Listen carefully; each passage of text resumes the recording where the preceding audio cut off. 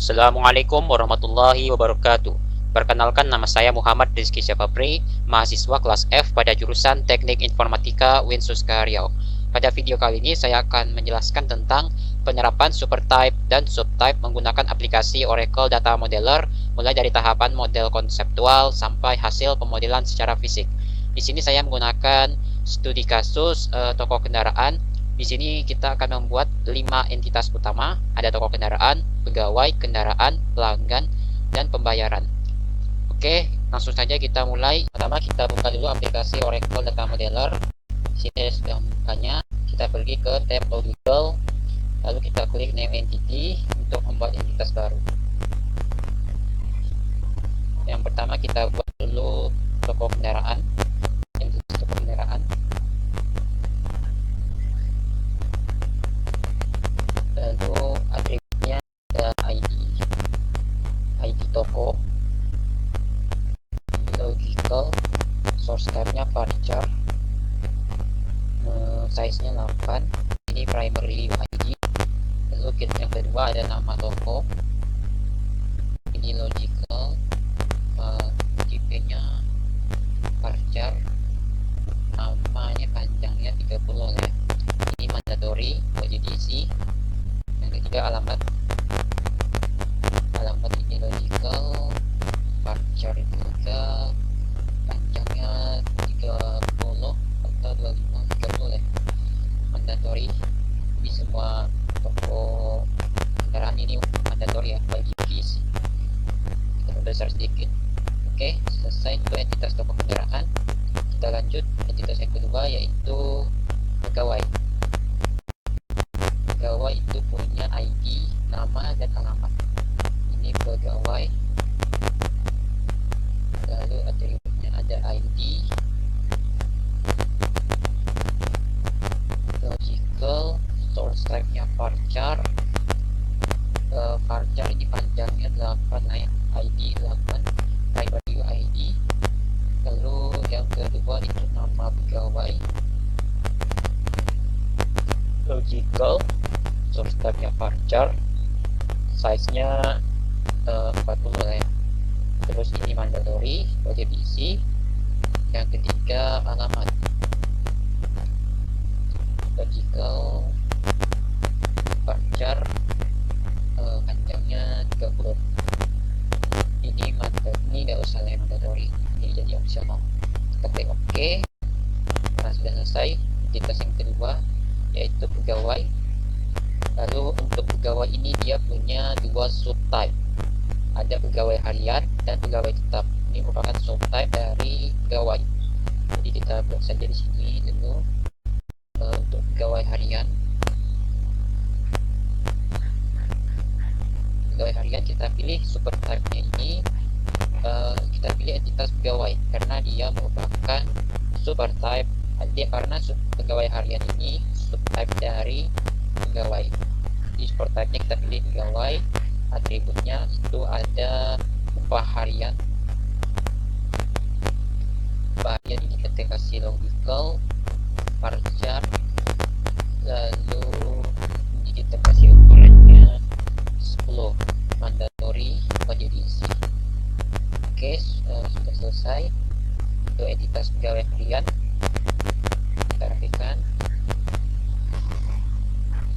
Lalu subtype yang kedua ada lagi pegawai tetap. Pegawai tetap sama seperti sebelumnya, supertype-nya kita ambil yang pegawai. Lalu atributnya itu ada dua, gaji bulanan dan tunjangan. Gaji bulanan kita kasih logical, source type-nya varchar. Ini kita kasih 20, mandatory. Lalu yang kedua tunjangan, ini kita kasih logical, varchar. Kita kasih ini panjangnya 10 lah. Ini tidak wajib diisi, jadi tunjangan tidak wajib diisi. Kita klik OK. Sudah ada sini pegawai tetap, masuk ke pegawai, entitas pegawai, karena ini merupakan pegawai tetap, merupakan subtype dari pegawai. Oke, selanjutnya kita buat entitas kendaraan. kendaraan ada ID, nama, dan harga. Kita buat di sini ya. ID, nama, dan harga. Kendaraan, lalu atributnya ada ID,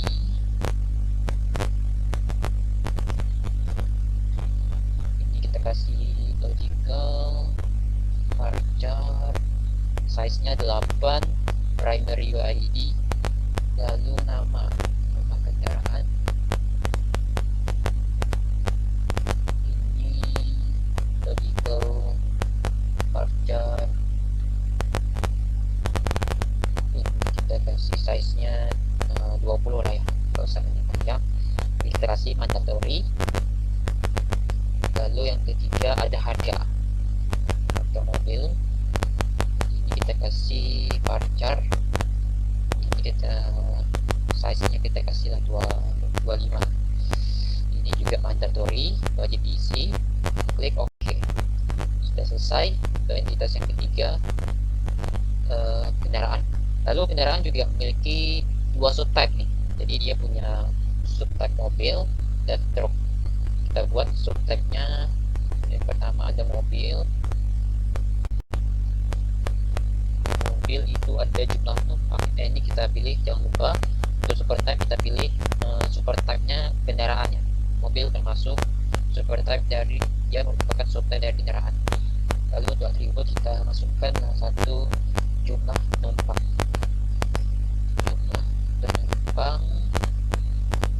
Kita kasih logical, varchar, kita kasih lalu 8 ya, ke sebanyak-banyaknya. Ini kita mandatory. Oke, mobil sudah masuk situ. Kita pikir sedikit. Lalu subtype yang kedua dari kendaraan ini ada truk ya, truk. Lalu truk ini mempunyai atribut jenis bak dan ukuran bak. Kita buat jenis bak.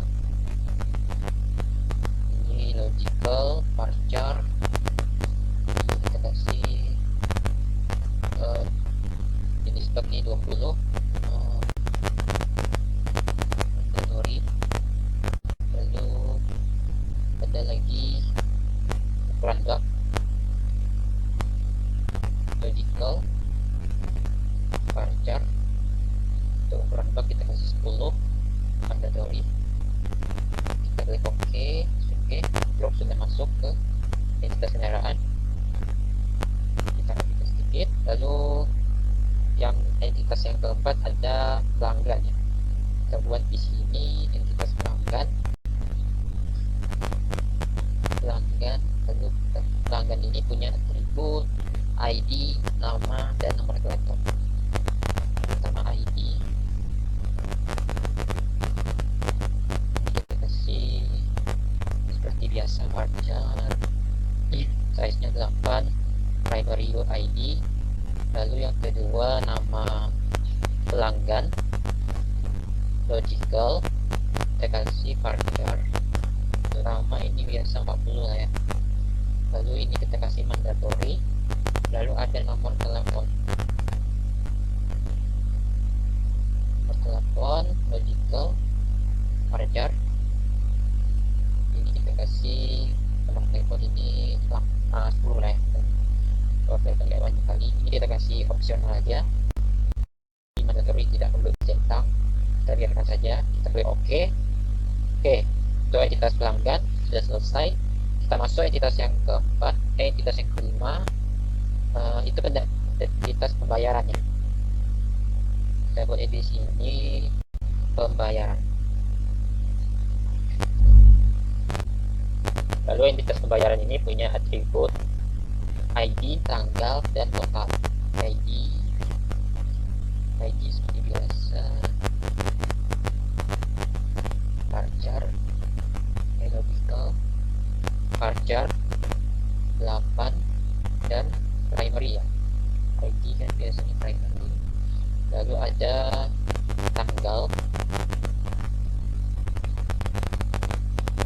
pembayaran. Kita kasih logical. Untuk source type kita kasih date time nih, karena dia kan berupa tanggal ya. Kita kasih source type date time, mandatory. Lalu yang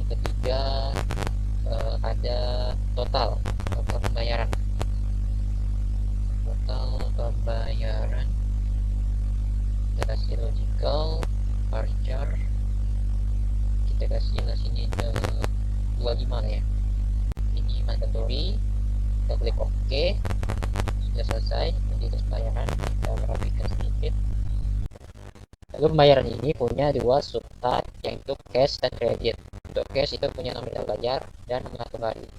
Kita buat dulu untuk cash, lalu punya atribut nominal bayar, total varchar. Ini kita kasih nominal bayar 30, mandatory, lalu nominal kembali karena kan ini cash ya, ini bisa ada kembalian gitu. Nominal kembali nggak usah besar-besar ya. Lalu kita kasih aja lah 5 nih, mandatory. Ya, tadi general kita jangan lupa pilih super type-nya ya. Super type-nya dari pembayarannya. Kita pilih super type pembayaran. Kita klik OK. Sudah masuk ya di dalam entitas pembayaran. Lalu yang ke terakhir nih, ada entitas kredit. Itu ada atributnya nomor kredit. Kita kasih kredit. Lalu super type pembayaran. Lalu untuk atribut kita kasih nomor kredit. Kredit kita kasih logical varchar, kita kasih nomor kredit mungkin 10 ya, 10. Ini gak usah mandatory, coba diisi. Kita mandatory ya, mandatory ya, lebih cepat diisi. Kita klik OK. Sudah masuk ya ke entitas pembayaran. Nah, kita rapikan dulu. Nah, sudah jadi ini. Sudah ada 5 entitas utama ya. Dan di sini ada 1, 2, 3, ada 3 entitas yang punya subtype masing-masing 2. Itu ya. Selanjutnya kita buat relasi antar entitas. Yang pertama kita buat relasi antara toko kendaraan dan pegawai. Ini relasinya one to many. Ini jadi satu toko kendaraan bisa memiliki banyak pegawai. Ini kita okekan saja langsung. Nah, jadi satu toko kendaraan bisa memiliki banyak pegawai, dan banyak pegawai bisa dimiliki oleh satu toko kendaraan. Lalu kita buat lagi relasi one to many antara satu toko kendaraan bisa memiliki banyak kendaraan yang kita buat. Ini kita okekan saja langsung. Nah, jadi satu toko kendaraan bisa memiliki banyak kendaraan untuk dijual, dan banyak kendaraan bisa dimiliki oleh satu toko. Lalu selanjutnya kita buat lagi one to many lagi antara pegawai dengan pelanggan. Ya, jadi satu pegawai bisa menangani dan melayani banyak pelanggan, dan banyak pelanggan bisa dilayani oleh satu pegawai. Oke, ini juga one to many ya. Lalu yang keempat, relasi one to many lagi antara pelanggan dengan kendaraan. Jadi ini kita kasih targetnya opsional ya. Jadi kan bisa saja pelanggan ini dia hanya berkunjung saja gitu, cuma bertanya-tanya. Jadi kita pilih opsional saja. Bisa saja dia peduli atau tidak ya. Kita pilih oke. Nah, jadi sini maksudnya satu pelanggan itu bisa memiliki banyak kendaraan, dan banyak kendaraan itu bisa dimiliki oleh satu pelanggan. Lalu selanjutnya kita buat lagi relasi yang kelima, yaitu one to many antara pelanggan ke pembayaran. Jadi ini kita okekan saja. Jadi satu pelanggan itu bisa melakukan beberapa kali pembayaran. Jadi tidak hanya sekali, bisa 2 kali atau lebih. Oke, entitas dan relasi sudah berhasil kita buat. Selanjutnya kita bakal generate ya ke relasional. Kita klik generate. Ini kita kecilkan lagi sedikit. Nah, kita klik engineer. Oke, beginilah hasil ketika kita generate, maka terbentuklah physical data model atau hasil pemodelan secara fisik. Nah, begini dia bentuknya dari ERD yang sudah kita buat sebelumnya. Jadi di sini yang sebelumnya sini entitas berubah menjadi kolom ya, kolom, dan juga ada tipe data masing-masing kolom. Di sini juga primary key kan di sini sebelumnya, jadi semua primary UID di relational ini dia jadi primary key. Nah, jadi ada primary key di setiap entitas. Lalu di sini ada juga foreign key. Foreign key ini dia berelasi juga. Di sini untuk kendaraan ini ada foreign key-nya yaitu ID toko. Dia ngambil dari sini karena kendaraan ini memiliki relasi dengan toko kendaraan. Begitupun dengan ID pelanggan. Begitu ID pegawai sebagai primary key. Yang sebelumnya tadi primary UID ya. Di sini juga foreign key-nya ada ID toko karena dia berelasi dengan toko kendaraan. Dan juga di sini ada primary foreign-nya. Primary foreign itu ada ID pegawai. Dia mengambil karena pegawai harian ini kan dia subtype ya, subtype dari pegawai. Jadi dia juga mengambil primary key yang ada di pegawai. Jadi dia masukkan ke sini pegawai harian menjadi primary foreign key. Nah, sama juga seperti ini ID kendaraan. Masuk dia ke mobil karena mobil ini merupakan subtype dari kendaraan, maka ID kendaraan di sini statusnya sebagai primary foreign key.